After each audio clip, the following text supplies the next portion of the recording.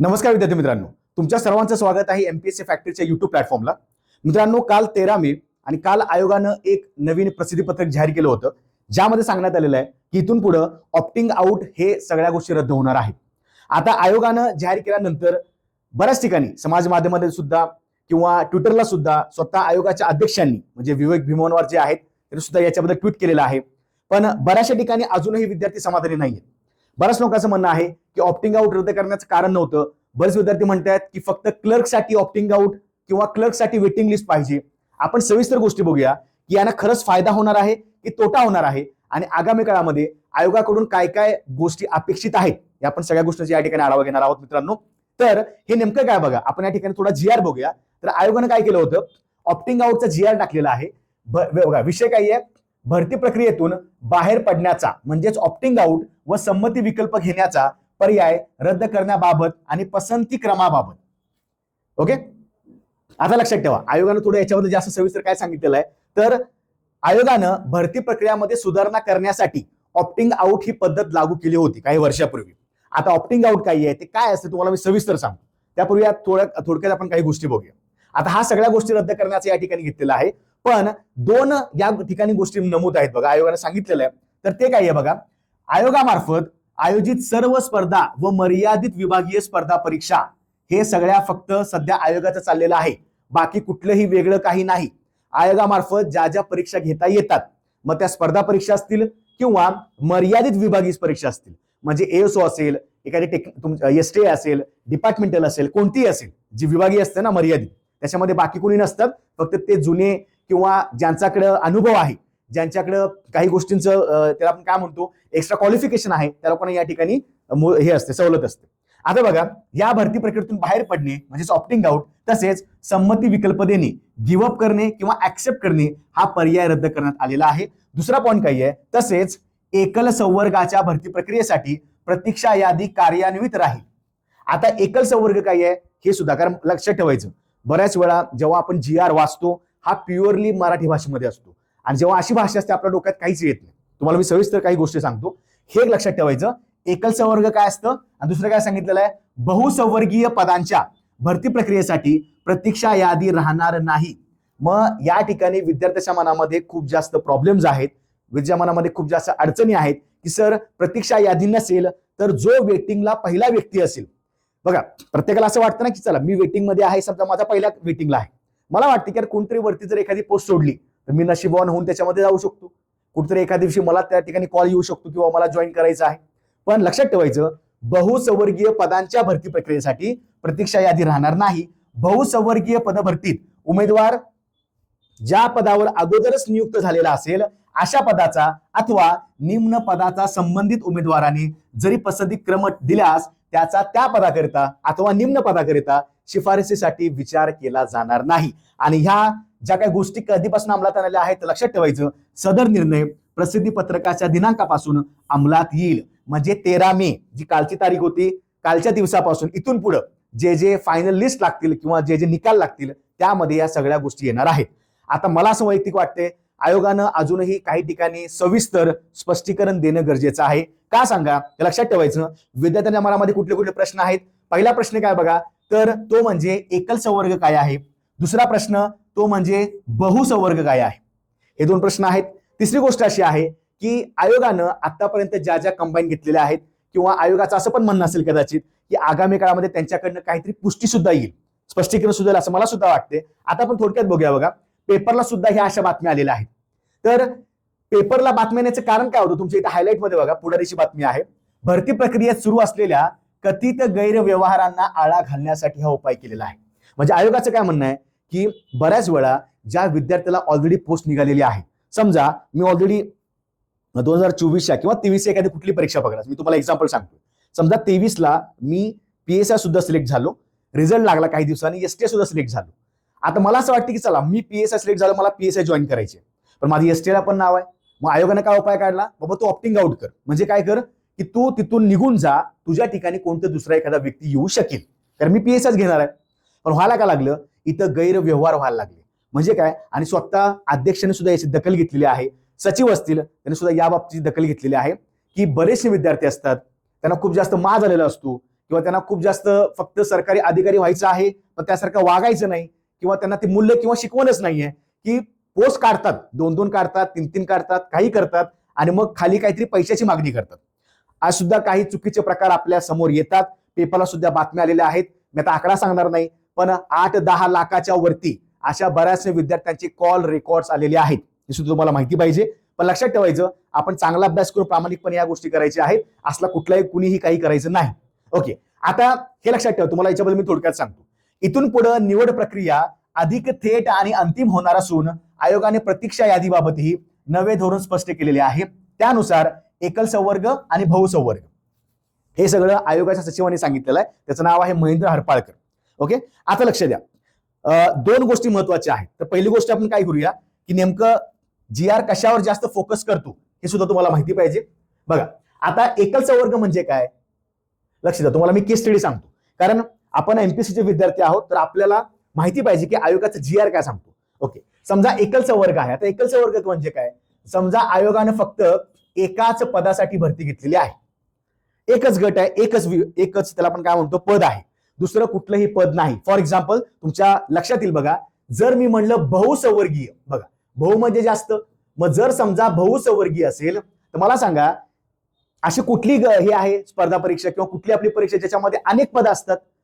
आपण होतो ना गट ब, आता गट ब मध्ये अजून एक 4 पद आलीत, गट क मध्ये अजून एक 4-5 पद आलीत. याचा अर्थ काय, बहुसंवर्गीय म्हणजे जरी मी म्हटलं गट ब तर याच्यामध्ये संवर्ग अनेक आहेत. फॉर एक्झाम्पल मी म्हटलं SR, मी म्हटलं STI, ओके, त्याच्यानंतर मी म्हटलं PSI, ओके, आणि मी म्हटलं ASO. हे तुमचे झाले गट ब चे अराजपत्रित संवर्ग, हे झाले संवर्ग. ठीक आहे, बघा आयोगाने काय सांगितलं, एकल संवर्गासाठी, एकल संवर्ग असेल म्हणजे एकाच पदासाठी परीक्षा घेतली असेल तर तुमचं त्याला आपण काय म्हणतो वेटिंग लिस्ट कंपल्सरी राहणार, वेटिंग लिस्ट कंपल्सरी राहणार. लक्षात ठेवायचं, बहुसंवर्गीय असेल तर इथं तुमचं ऑप्टिंग आउट रद्द केलेलं आहे आणि वेटिंग लिस्ट पण रद्द केलेली आहे.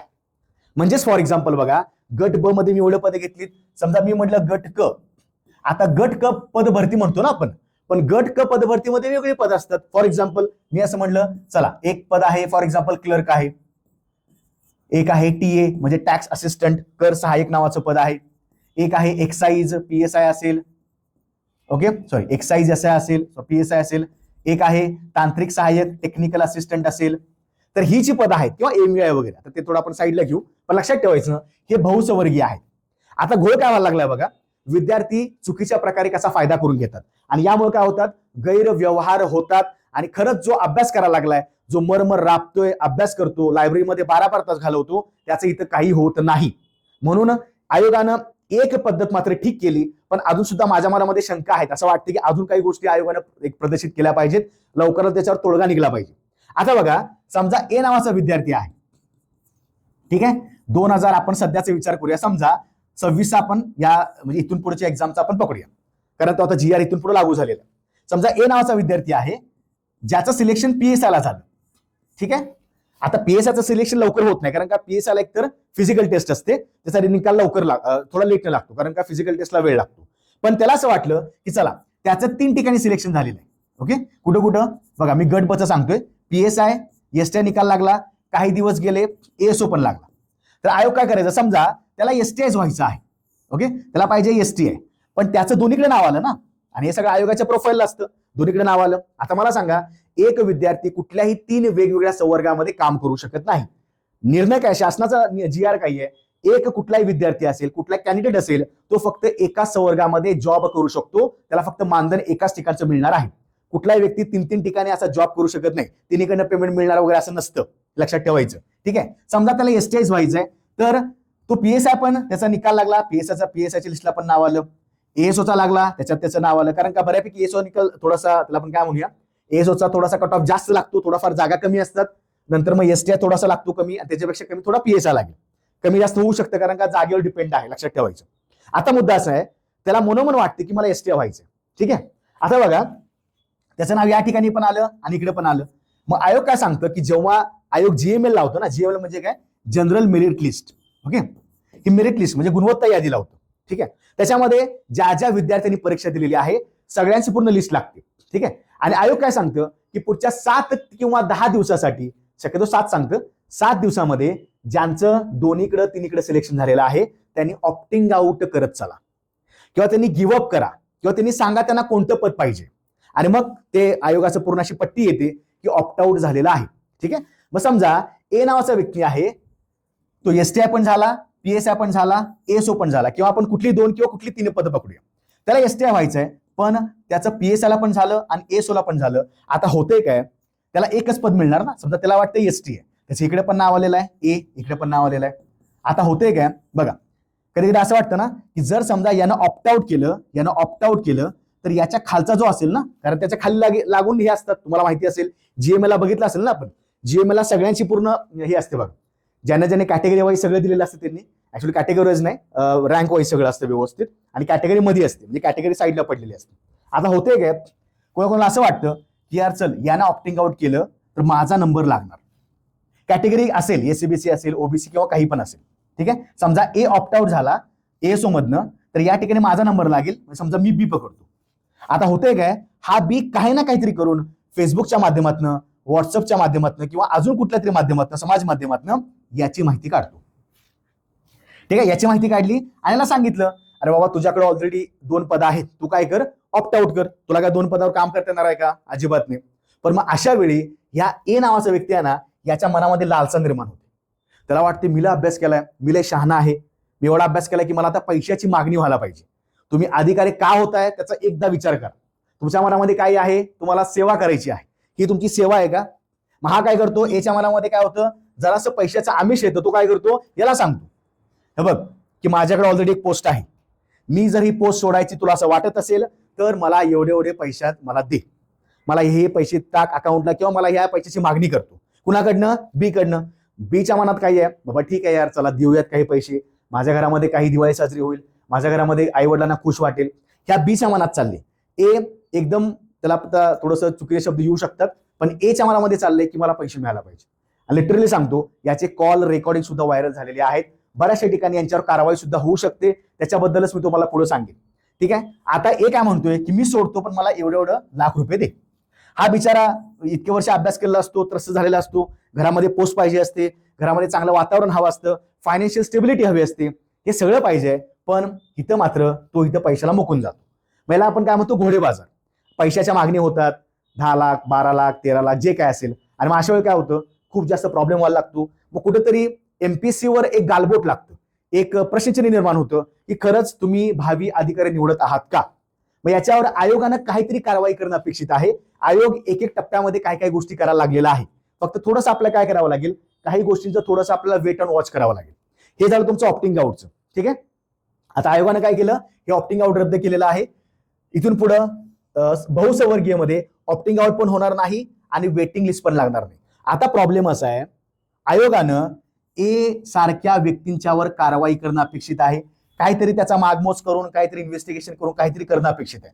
व्हायला का लागले, जर समजा वेटिंग लिस्ट लागलीच नाही, बऱ्याच वेळा क्लर्क नावाचं पद आहे बघा, क्लर्क, याला शेकडो म्हणजे भरपूर 300-400 लोक जॉईन करत नाहीत. ते ऑलरेडी राज्यसेवेतनं किंवा गट ब मधनं ऑलरेडी चांगल्या पोस्टवर सिलेक्ट झालेले असतात. आणि मग क्लर्क नावाचं कॅडर आहे, ऍक्च्युअली ते मल्टी अथॉरिटी आहे, ते कॅडर नाहीये, क्लर्क नावाचं अथॉरिटी आहे किंवा जे काही पद आहे यामध्ये भरपूर जागा रिक्त राहतात.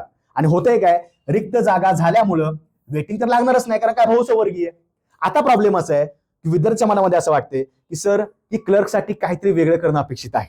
आता बघा, हे तुम्हाला समजलं, गट ब, गट क, बहुसंवर्गीय. इकडे पण चेक करा. समजा एखादा व्यक्ती एक्साइज मध्ये आलेला आहे, किंवा त्याला आपण काय म्हणूया, टॅक्स मध्ये झाला किंवा क्लर्क मध्ये झाला. ठीक आहे. ओके. आता तो काय करेल, समजा टॅक्स मध्ये झाला असेल, तो काय करेल, चला नेक्स्ट पुढच्या ह्याला आता आपण बहुसंवर्गामध्ये सांगूया, जे आयोगानं सांगितलं होतं.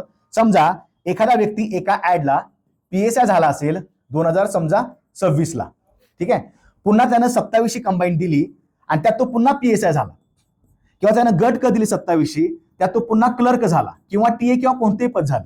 तर आयोगाचं काय म्हणणं आहे, जो पॉईंट पहिला पण वाचला होता, त्यात आयोगाने काय सांगितलेलं आहे की तुम्ही ज्या पदावर सिलेक्ट झालेला आहात तुम्हाला तेच पद पुढच्या वेळी मिळणार नाही, तेच पद आणि त्या पदापेक्षा निम्न पद हे सुद्धा मिळणार नाही.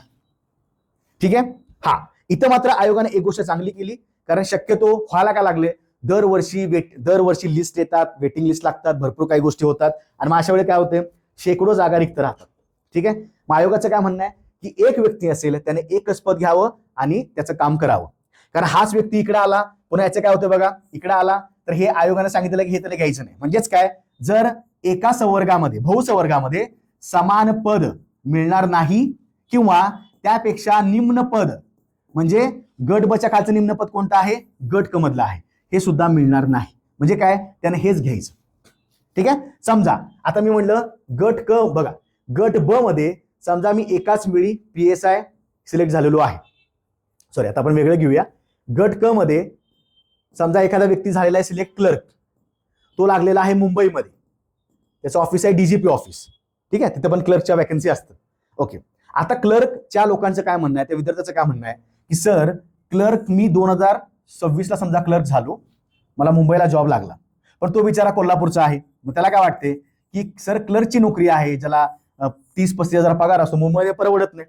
मग त्यांचं काय म्हणणं आहे की जर मी समजा 27ची पण गट क परीक्षा दिली आणि त्यात मला पुन्हा क्लर्क मिळालं, तर आयोगाच्या आताच्या निर्णयासह काय होणार की तुम्हाला सेम पद मिळणार नाही. हे पण क्लर्क आहे, ते पण क्लर्क आहे, समान पद मिळणार नाही. ठीक आहे. म्हणजे काय, इथं तो उमेदवार पुन्हा क्लर्क होऊ शकत नाही. पण क्लर्कच्या विद्यार्थ्याचं मत काय आहे की सर मुंबईमध्ये आम्ही त्यावेळी होतो, आम्हाला मुंबईमध्ये त्यावेळी काही गोष्टी होत नाहीत किंवा परवडत नाहीत किंवा आम्हाला तिथे जायचं नाहीये, पण आता मात्र समजा आम्हाला काही कुठल्या विभागामध्ये समजा कोल्हापूर मिळालं किंवा जवळपास लोकेशन मिळालं, सांगली असेल, सातारा किंवा अजून काय असेल, कोकणातलं एखादा असेल, तर त्या मुंबईपेक्षा आम्हाला इकडे का होता येऊ नये. मग क्लर्कच्या विद्यार्थ्याच्या मनामध्ये ही एक त्याची पोटतिडकीची भावना आहे की सर तुम्ही क्लर्कसाठी काहीतरी वेगळं करू शकता का. आता याच्यावर आयोगाचा निर्णय काय तो आपण बघायला पाहिजे. पण लक्षात ठेवायचं, शेवटी हेच आहे आयोगाचं म्हणणं, पण हेच कदाचित असेल. काही स्पष्टीकरण येऊ शकतात, पण आपण तात्पुरती वाट बघूया. त्यांचं म्हणणं आहे की MPSC तुम्हाला कुठेही जॉब करायला सांगेल. महाराष्ट्र पब्लिक सर्व्हिस कमिशन, महाराष्ट्रामध्ये तुम्हाला पूर्णपणे लोकसेवा करायची आहे, त्यामुळे तुम्हाला पोस्टिंग कुठेही पडणार. पण मुद्दा असा आहे की क्लर्क सारख्या त्या पोस्टमध्ये तुम्ही पाहिलं असेल 200+ विभाग असतात, भरपूर जास्त संचालनालय असतात आणि अशा वेळी काय होते, भरपूर पद रिक्त राहतात. आणि आयोगाने आता काय सांगितले, बहुसंवर्गीय पदामध्ये वेटिंग लिस्ट लागणार नाही. आणि वेटिंगला याचा अर्थ काय, समजा भरपूर शेकडो विद्यार्थी PSI झालेले आहेत, त्यांना पुन्हा इथं लिस्ट लागली, ते इथं पण सिलेक्ट झाले, समजा कॉमन असतील, तर हे सगळं रिक्तच राहणार. ते कुठं होणार, तुम्हाला ऍड कधी होणार, पुढच्या ऍडमध्ये ऍड होणार, म्हणजे पुढच्या जाहिरातीमध्ये. मग हा सगळा थोडासा गोंधळ व्हायला लागलाय. तर आयोगाचं स्पष्टीकरण अजून सुद्धा प्रॉपरली येऊ शकतं. क्लर्क बद्दल आयोग संदिग्ध आहे असं वाटतंय, त्याच्याबद्दल काहीतरी ठोस उपाय निघले पाहिजेत. दुसरी गोष्ट, मला वैयक्तिक असं वाटतं, तुम्ही भलेही बघा, आपण मगाशी कंडिशन बघितली होती ना A आणि B ची. ठीक आहे. B या व्यक्तीला कसा पण करून जॉब पाहिजे आहे, A या व्यक्तीला खूप जास्त माज आलेला आहे, तुम्हाला A वर जास्त कारवाई करणं अपेक्षित आहे. काही करून तुम्ही A चा ठाव ठिकाणा घ्या, त्याचा तुम्ही इन्व्हेस्टिगेट करा, काही करा. कारण जर यानं खरंच मागणी केली असेल तर यासाठी काहीतरी यंत्रणा राबवली पाहिजे. तुमच्यामुळे काय व्हायला लागले, या A मुळे या बिचारा B ला तोटा व्हायला लागला. तसं A एकच पोस्ट घेणार आहे ना, मग तसं काय करायला पाहिजे, लिगली त्यानं सोडलं पाहिजे, पण तो पैशाचा आमिष, तो पैशाचं डिमांड करायला लागलाय. पण या सापळ्यामध्ये कुणाचं भरकटायला लागलाय, तो B बिचारा याच्यामध्ये अडकायला लागलाय. मग असं वाटतंय की शक्यतो वेटिंग लिस्ट ही आलीच पाहिजे. कारण दरवर्षी असं असतं की काय काय, फॉर एक्झाम्पल समजा PSI झाला, त्याला उद्या वाटले की चला मला DYSP जागा निघाली, DYSPचा अभ्यास करतो, तो DYSP ला गेला. ठीक आहे. म्हणजे इथल्या व्यक्तीवरती पण जाऊ शकेल ना, हरकत नाही. पण होते काय, यामुळं जागा रिक्त राहू शकतात आणि वेटिंग लिस्ट थोडासा प्रॉब्लेम मध्ये येऊ शकतं.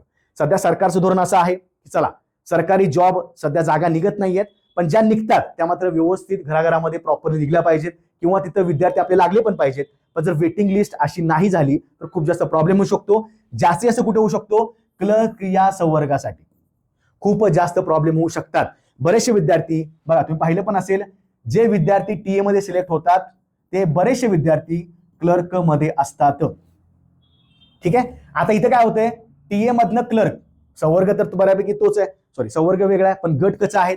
आता होणार काय याच्यामध्ये की सगळे लोक त्या TA ला गेलेत तर क्लर्कची पूर्णपणे जागा रिक्त राहणार. मग आयोगाने काय सांगितले की चला वेटिंग लिस्ट काढायचीच नाहीये, मग क्लर्कला खूप जास्त वेटिंग लिस्ट होणार आहेत. मग थोडंसं आपण एकदा वाट बघू, काही दिवसामध्ये याच्यावर काहीतरी गोष्टी अपेक्षित होऊ शकतात. बरेचसे विद्यार्थी म्हणतात की डिरेक्टली सचिवांना किंवा अध्यक्ष प्रतिभा पोहोचवायची, त्यासाठी ट्विटरला सुद्धा मोहीम राबवल्या आहेत. ठीक आहे. आता एक लक्षात ठेवायचं, काही विद्यार्थ्यांना असं वाटतं की सर नाही बरोबर झालं, 100% मी असंही म्हणेन, मला असं वाटते की कुठना कुठतरी आयोगानं म्हणजे MPSC ने हळूहळू पावलं उचलायला चालू केलेली आहे. त्यातलं हे एक मोठं पाऊल आहे. ऑप्टिंग आउट गोष्ट करणं. ठीक आहे, पण तुम्ही ऑप्टिंग आउट केलं म्हणजे तुम्हाला सर्वकष न्याय मिळाला असं नाही. काय काय विद्यार्थी याच्यामध्ये होरपळून निघणार आहेत. 10-10 वर्ष 18 वर्ष अभ्यास केलेले असतात, त्यांना काहीतरी पोस्ट मिळणं गरजेचं असतं. तर आयोगानं काय करावं, या जास्त अपेक्षा मुलांच्या असणार आहेत, किंवा मला असं वैयक्तिक वाटते की एमपीसीने हेच सांगावं, पूर्णपणे सविस्तर स्पष्टीकरण द्यावं. ठीक आहे, एकल संवर्गाला प्रॉब्लेम नाहीये, पण बहुसंवर्गीय असेल तर त्यासाठी वेटिंग लिस्ट थोडंसं याच्यावर विचार करणं अपेक्षित आहे. आयोगानं काय सांगितले, वेटिंग लिस्ट पूर्णपणे रद्द करण्यात येईल, पण वेटिंग लिस्ट बद्दल आयोगानं अजून काही निर्णय घेणं अपेक्षित आहे. ते त्यांच्या पातळीवर घेऊ शकतात, पण आपण एक विद्यार्थी म्हणून आगामी काळामध्ये तुम्ही तयारी चालू ठेवा. तुमच्या समोर सुद्धा काही गोष्टी आल्या असतील की गट क ची सर्वात मोठी भरती असणार आहे. काय काय गोष्टी आपल्या समोर येणार आहेत आगामी काळामध्ये, ती म्हणजे परीक्षा पद्धत काय आहे, पूर्व आणि मुख्य होणार का, की फक्त एकच परीक्षा होणार. ठीक आहे, आणि कोणते कोणते याच्यामध्ये पद असणार आहेत. ऍक्च्युली पद तर आपण आधीच बघितले होते, तुम्ही एकदा आपला आधीचा सुद्धा व्हिडिओ जाऊन बघू शकता की GR काय सांगतो आयोगाचा, म्हणजे ऍक्च्युली सामान्य प्रश्न विभागाचा होता, त्यात भरपूर काही सांगितलेलं आहे. निरीक्षक पद आहेत किंवा कोणत्या कोणत्या परीक्षा आयोग घेणार आहे, ज्यामध्ये तलाठी सुद्धा आहे, लक्षात ठेवायचं. ठीक आहे, त्यामुळे आपण अपेक्षित आपल्याकडे हे सध्या असणार आहे. आणि यानंतर तुमची गट क ची 2026 ची ऍड पडेल. शक्यतो त्याला अजून थोडे दिवस लागतील, कदाचित जूनच्या पहिल्या वीकमध्ये पडेल तर दुसऱ्या वीकमध्ये पण पडेल, थोडे दिवस आहेत. पण लक्षात ठेवा की सध्या आयोगाने स्पष्टीकरण देणे गरजेचं आहे. बहुसंवर्गासाठी तुमच्याकडे अजून काय ऑप्शन्स आहेत का, विद्यार्थ्यांचं नुकसान होता कामा नये हे लक्षात ठेवणं गरजेचं आहे. आणि जे खरंच याच्यामध्ये काय काळा बाजार करतायत, गैरव्यवहार करतायत, त्यांना खरंच तुम्ही एकतर ठोस शिक्षा द्या. त्यासाठी काहीतरी आयोगाने यंत्रणा राबवणं अपेक्षित आहे. ठीक आहे मित्रांनो, आगामी काळामध्ये ज्या गट क ची आपली परीक्षा होणार आहे किंवा सध्या जी गट ब ची पण असेल, त्यासाठी सध्या तर गट ब ला जास्त वेळ नाहीये, पण गट ब आणि गट क सिलेबस सगळा ऑलमोस्ट सेमच आहे. तर त्यासाठी आपल्या महाराष्ट्र अकॅडमीच्या आपल्या ऍप्लिकेशनवर किंवा आपल्या ऍपवर जाऊन पाहू शकता, आपण एकलव्य बॅच लॉन्च केलेली आहे. त्याच्यामध्ये यशस्वी मार्गदर्शक आहेत, दर्जेदार शिकवणी आहे, आणि फक्त पूर्वच नाहीये तर पूर्व, मुख्य अशा सगळ्या गोष्टी आपण या ठिकाणी शिकवणार आहोत. प्रत्येक फॅकल्टीकडे प्रत्येक विषय प्रॉपरली जबाबदारीपणे शिकवला जाणार आहे, लक्षात ठेवायचं. मध्ये पूर्वचे विषय असतील किंवा मुख्यचे विषय असतील, आणि या सगळ्या गोष्टी आपण या ठिकाणी देत आहोत. लाईव्ह रेकॉर्डेड असेल, PDF नोट्स असतील, व्ह्यू सुद्धा मी किती वेळा पाहू शकता, आणि आपली 1 वर्ष पूर्ण कालावधी असेल. आणि लक्षात ठेवायचं, वैयक्तिक लक्ष किंवा प्रश्नाचं विश्लेषण सुद्धा आपण प्रॉपरली करणार आहोत.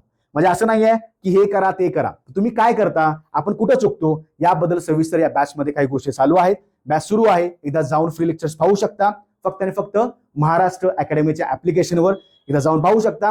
व्हिडिओ आवडल्यास नक्की लाईक करा, शेअर करा, आणि लक्षात ठेवायचं, कोणतीही एमपीएससीची अपडेट जर आली असेल तर ती आपल्या नक्की चॅनलला जाऊन एकदा बघू शकता. यापूर्वी सुद्धा आपण बऱ्याचशा अपडेट टाकलेल्या आहेत.